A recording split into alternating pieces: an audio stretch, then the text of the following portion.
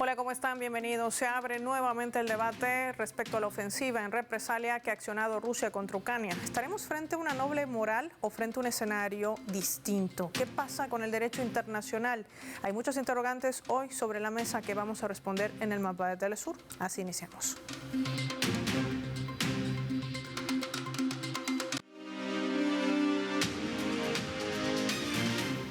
Les proponemos por esta razón desplegar nuestro mapa y revisar algunos datos claves para entender cómo ha sido el ataque en represalia que ha emprendido Rusia contra Ucrania. Vamos a identificar en nuestro mapa mundi a la Federación de Rusia, identificada de color rojo.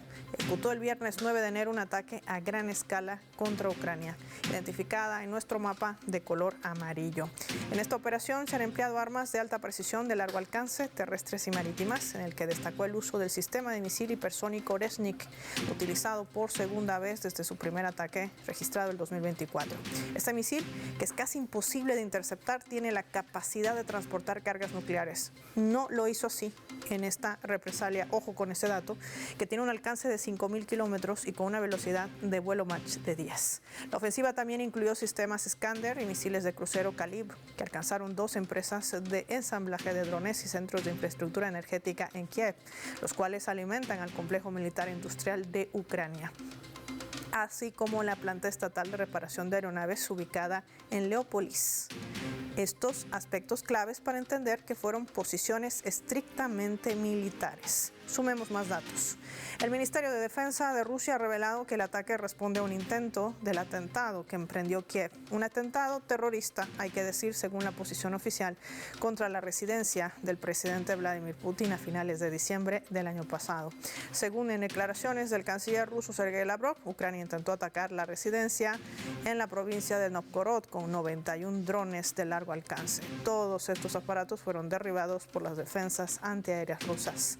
En nuestro mapa también observamos la trayectoria identificada con líneas azules desde el norte de Ucrania, atravesando Briansk, Smolensk, con el objetivo aparente de llegar a zonas más profundas en este territorio, en Novgorod, donde está justamente la residencia presidencial. Y de color naranja se identifican los puntos que fueron interceptados, los cuales señalan que estos 49 drones fueron destruidos en la provincia de Briansk. Uno de ellos, hablamos de este dron destruido en la provincia de Smolensk, y el 41 restante destruidos en la provincia de Novgorod. Hoy vamos a analizar todo este escenario y lo hacemos junto a nuestros invitados.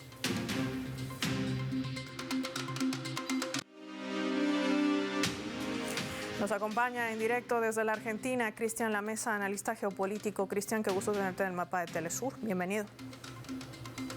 Un gran placer, Paola, estar nuevamente con vos y con la gente de Telesur. Sumamos también al análisis a Ana Esther Ceseña, analista internacional del Instituto de Investigaciones Económicas de la UNAM. Qué placer tenerla con nosotros, señora Ana Esther, bienvenida. Buen día, Paola, y bueno, un saludo a Venezuela. Muchas gracias, Ana Esther. Empezamos por las damas. ¿Qué representa este ataque de represalia que ha emprendido Rusia, tomando en cuenta además los antecedentes, no solamente del despliegue de su operación militar especial para desnazificar y desmilitarizar Ucrania, sino estos ataques terroristas que viene denunciando también el Kremlin? Bueno, mira, yo le veo dos cuestiones muy importantes. Una es que se dice mucho que Rusia está ganando la guerra en Ucrania, pero en realidad no ha deshabilitado los sitios de creación, de mantenimiento, de reparación de los drones y de las naves que están amenazando a Rusia, que están siendo lanzadas desde Ucrania para amenazar a Rusia, y que bueno, fueron algunas de las que atacaron la residencia. Entonces, una cosa muy importante es que hay que pegar exactamente ahí si se quiere tener un control de la situación, porque de otra manera, pues bueno, hay una libertad para soltar drones sobre diferentes lugares de Rusia que la verdad es bien complicado detener, es bien complicado identificar y bueno, a veces se logra y a veces estallan, ¿no? Entonces, ese es un punto.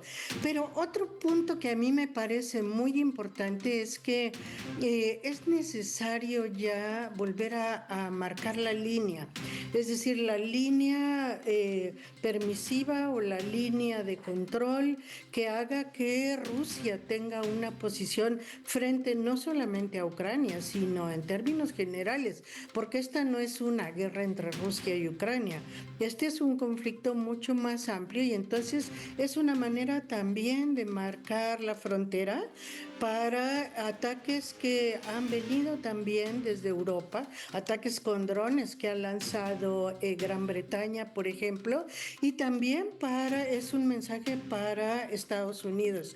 De manera que no es una simple represalia, yo no le llamaría represalia, sino le llamaría un paso adelante en la estrategia Rusia para sentar posición en la región y dentro también del equilibrio internacional. Interesante lo que plantea nuestra invitada Esther Ceseña. Cristian La Mesa, ¿qué opinas al respecto? ¿En qué escenario nos coloca esta situación? A ver, esta situación, Paola, creo que nos ubica en una situación de escalada muy importante y que de hecho hay un detalle importante del que se ha hablado poco y es que, y esto según fuentes confiables, en la residencia de Novgorod, en el momento del ataque, casi con seguridad no estaba el presidente Putin en ese momento, pero sí estaba su actual pareja y sus dos pequeños hijos, Vladimir e Iván. Y esto es lo que genera supuestamente, y no me llamaría la atención, esta respuesta tan airada, porque ya es cruzar una línea roja realmente muy grave por parte del régimen terrorista de Kiev. Y respecto a, estoy totalmente de acuerdo con algunos puntos que tocaba la colega Ana, pero lo cierto es que si bien esta guerra es de la OTAN contra Rusia, eso es muy claro, y con el agravante que simulan no ser beligerantes, pero de hecho son beligerantes, y la respuesta que debería dar Rusia no se está dando hasta ahora, por lo menos por el momento, porque afortunadamente en el Kremlin hay gente sensata que sabe que esto se vaya de las manos puede generar desembocar en una guerra mundial de características nucleares. Es lo que no ven los belicistas, globalistas europeos, y sí ve Moscú claramente desde estos casi 4 años. Y por otro lado también ese ligero equilibrio que se está haciendo para mantener el espíritu de Alaska, ¿no? Y estar apostando a que esta situación que cambió de facto en lo que es el escenario ucraniano con la asunción de Donald Trump, que esto no se malogre, porque lo que quieren los europeos, y con esto cierro, por supuesto, es escalar, generar una guerra abierta contra Rusia, ya no esta guerra solapada, pero obviamente arrastrando a Washington de su lado. Esto también resulta interesante lo que plantea Cristian La Mesa en medio de todo este corolario que implementa la administración del inquilino de la Casa Blanca, que formaría parte también de una respuesta, como nos dice Esther Ceseña, dentro de la posición marcada de Rusia en un mensaje directo a Trump. Habría que ver qué le toca o qué papel jugará el continente europeo en medio de una posible crisis interna de la OTAN, ¿o no será tan así? De esto me gustaría hablar al regreso de la pausa, no sin antes revisar nuestra escala.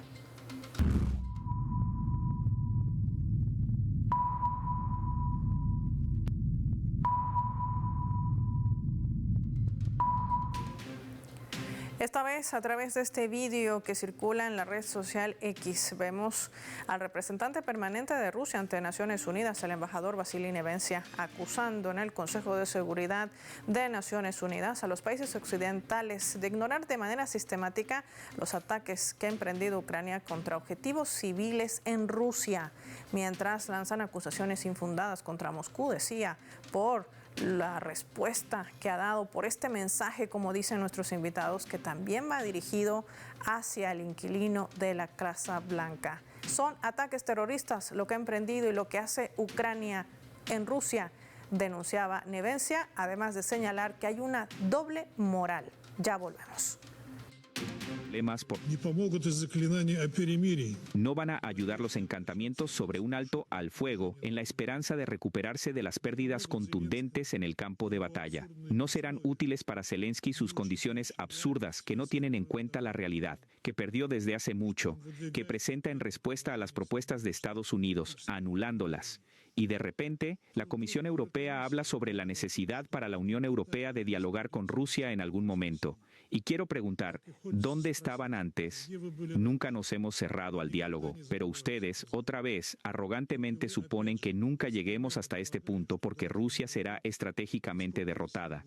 Hasta que el líder del régimen de Kiev no recupere la razón y no acepte las condiciones de unas negociaciones realistas, vamos a resolver los problemas por la vía militar. Se le advirtió hace mucho, las condiciones de las negociaciones para él empeorarán con cada derrota diaria.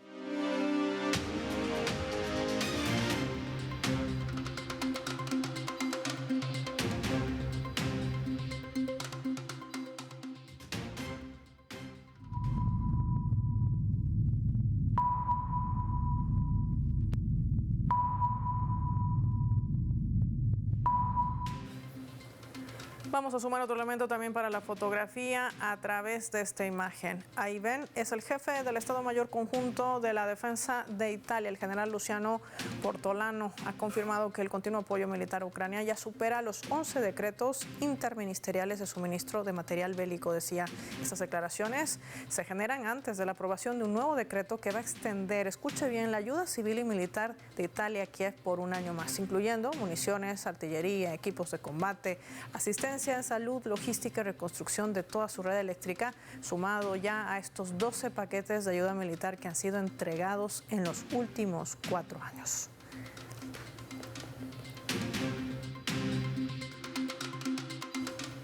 Aquí, 2 escenarios. Primero, Anester, importante entender cuál realmente es el papel que está jugando actualmente el continente europeo, que además sigue siendo otro blanco de la propia administración de Trump.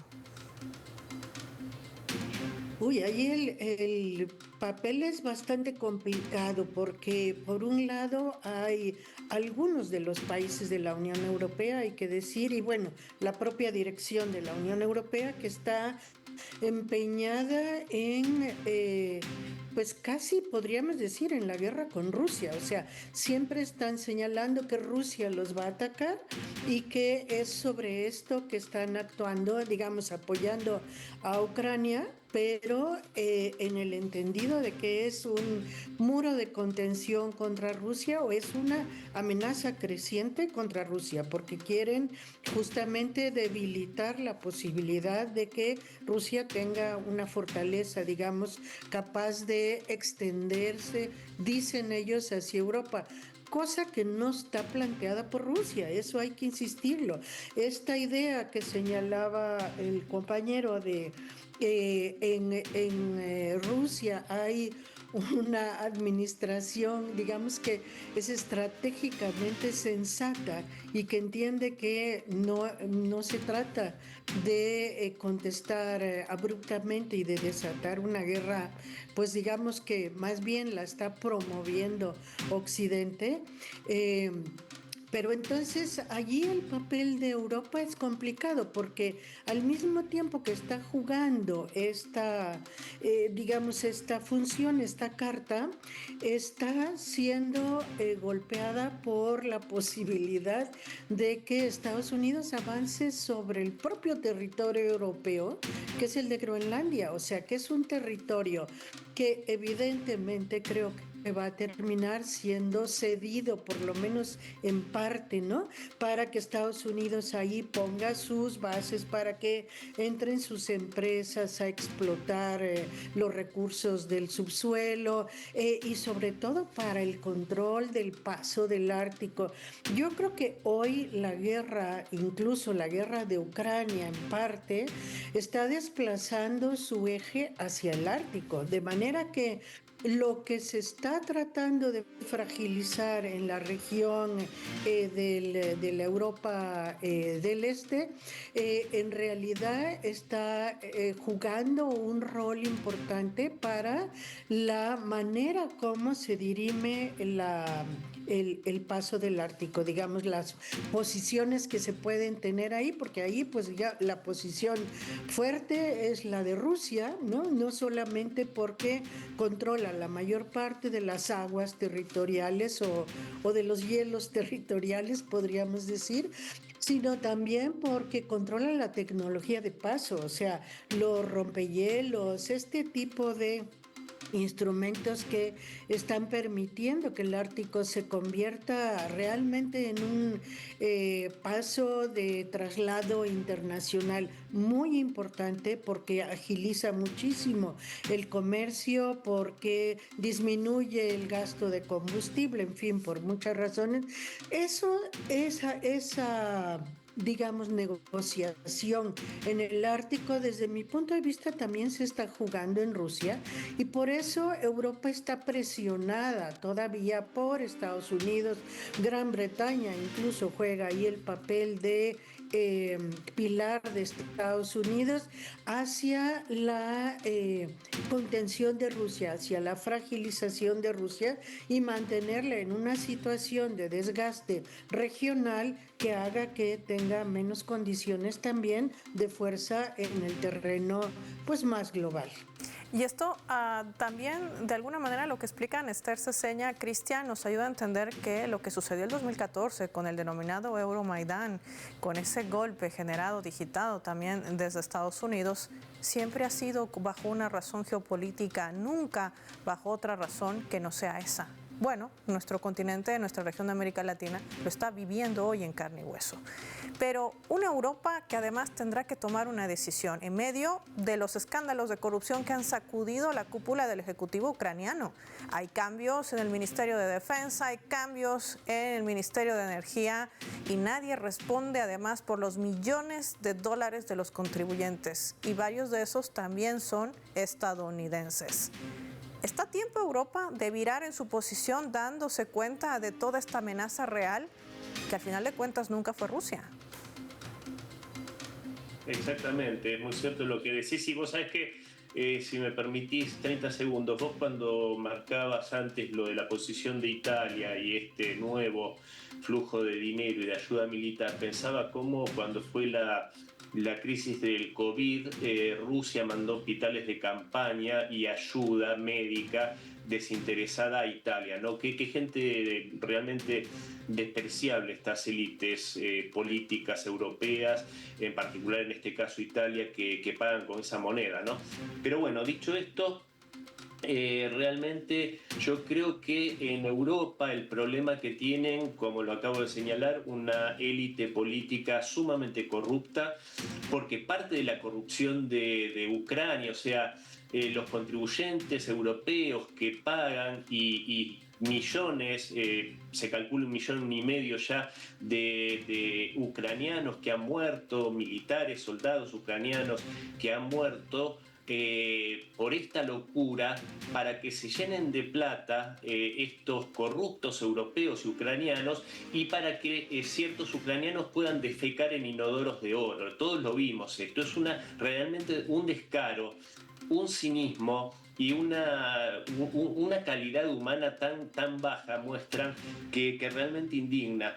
Y aparte de ser todo esto, de ser corruptos, de ser gente despreciable, aparte son unos locos impredecibles, y quieren llevar al mundo a una situación realmente de mucho riesgo, como lo señalaba antes, porque como también muy bien marcaba la colega, sugieren cosas que son realmente contradictorias entre sí mismas, las que ellos mismos sostienen, porque por un lado hablan de esta amenaza militar terrible que es Rusia para Europa, una amenaza existencial, los va a invadir a todos y va a llegar hasta Lisboa, y al mismo tiempo dicen que Rusia está totalmente debilitada, que prácticamente está quebrada y que está perdiendo esta guerra de desgaste que claramente está ganando. Entonces, ¿cómo pueden ser coherentes? ¿Cómo pueden ser ciertas las dos versiones que ellos mismos nos dan? O es débil y está perdiendo, o es tan poderosa y peligrosa que están realmente bajo una amenaza existencial. Bueno, sí, perdón. Y lo que marcabas también de Maduro, ¿no? de nuestra región, ¿no? Y pensaba cómo estas élites corruptas europeas también están entre los que se dan el lujo de reconocer o no reconocer legitimidad de elecciones ajenas y también son responsables, porque ahora, condenando la barbaridad que hizo Donald Trump en Venezuela, no se quitan la culpa de haber tenido esa actitud miserable e injerencista. Y sinceramente, yo coincido también con la colega, Groenlandia va a ser tomada por las buenas o por las malas por Estados Unidos, como lo señaló Donald Trump. Y sinceramente, en ese momento yo no me voy a entristecer para nada, porque van a estar recibiendo justicia poética, porque va a ser el momento en el que los pandilleros que le hicieron el caldo gordo al matón del barrio, de repente el matón del barrio se dio vuelta y les pegó a ellos una bofetada en la cara. Así que, pero creo que realmente, y con esto cierro, estos globalistas europeos que responden solo a esa corporatocracia, a esos fondos de inversión internacionales, como los vemos, esos presidentes como Macron, que responde a la banca Rothschild, Merz en Alemania, BlackRock, y así se puede hacer la radiografía de todos, son mayoría desgraciadamente frente a otros que son soberanistas y que sí piensan en sus pueblos, como puede ser el primer ministro húngaro Viktor Orbán, o también Robert Fico de Eslovaquia, que quisieron matarlo, hay que decirlo, estos 5 disparos por su posición contra la corrupción en Ucrania y contra la guerra contra Rusia. Pero bueno, hasta que las sociedades de Europa no tomen conciencia de esto y ellos mismos saquen a estos patanes del poder, le veo poco futuro al viejo continente. Quiero analizar rápidamente este otro escenario que no deja de ser importante en medio también de este contexto. Veamos.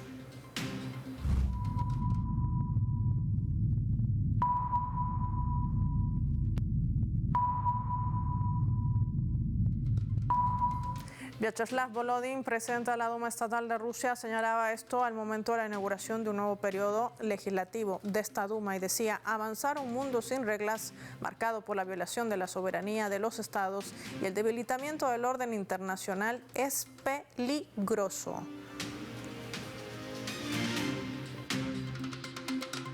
Ana Esther, esta es una pregunta de rigor.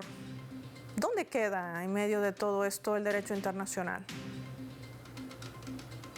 Pues no queda, realmente lo están haciendo pedazos. O sea, Trump lo que está haciendo es que, justo como no va a cumplir con las normas internacionales, pues se sale de todos los organismos que han sido creados, que incluso en parte han sido creados por ellos mismos, porque realmente ese derecho internacional no está, digamos, acorde con los tiempos de, pues, un poco de barbarie, de avasallamiento del mundo que necesita hoy Estados Unidos, digamos, en este proceso nuevamente de expansión territorial que trata de colocar nuevamente el territorio mundial de manera disciplinada bajo sus criterios, pero que le es indispensable porque de otra manera no va a ser capaz de mantener su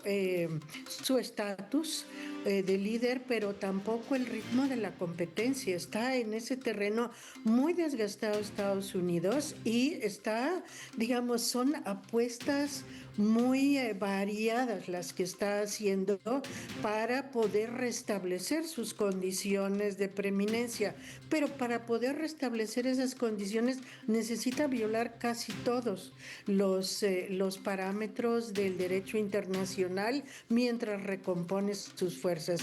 Y bueno, entonces el derecho internacional está de algún modo siendo defendido por los pueblos, por aquellos que se suponía que no respetaban el derecho internacional, ¿no? Países de, digamos, ex bloque socialista, que siempre se dijo que eran los que no respetaban esas normas, y sin embargo son aquellos que las están intentando restablecer en este momento. Quiero agradecer a Ana Esther Ceseña y a Cristian La Mesa por habernos acompañado con sus valiosos análisis hoy para nuestros televidentes del Mapa. Vamos a finalizar el programa y lo hacemos revisando nuestros vectores.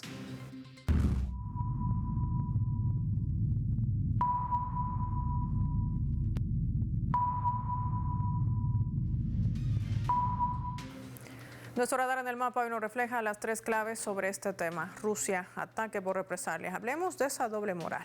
Ante los ataques terroristas de Kiev hacia Rusia, han sido varios los países que han venido condenando la doble moral de Occidente, donde la responsabilidad de toda esta situación recae eternamente sobre quienes sentaron las bases de un conflicto desde el Euromaidán. El terrorismo contra la soberanía absoluta de un país no puede justificarse de ninguna manera y las represalias justas no pueden demonizarse bajo ningún argumento. Hablemos también de corrupción.